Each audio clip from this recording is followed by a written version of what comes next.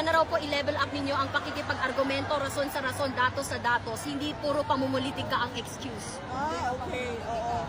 Dapat sinasabi niya yan sa sarili niya kasi siya yung unang-una namumulitika gamit ang opisina ng Office of the President. Nakakahiya sa buong mundo na ganyan yung nagsasalita para sa opisina ng Pangulo.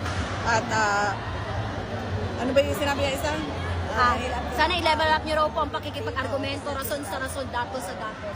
Siya din, dapat niya sabihin sa sarili niya, dapat siya pumunta sa harap ng salamin at sabihin niya yan na ngayong araw na ito ay hindi na ako aatake sa mga kalaban ng aking boss at ang sasabihin ko lang ay ang mga ginagawa ng aking boss para sa bayan. Apparently, wala kasing ginagawa yung CBBM para sa ating bayan, kaya wala ding masabi yung tagapagsalita. So sabi ko nga, garbage in, garbage out.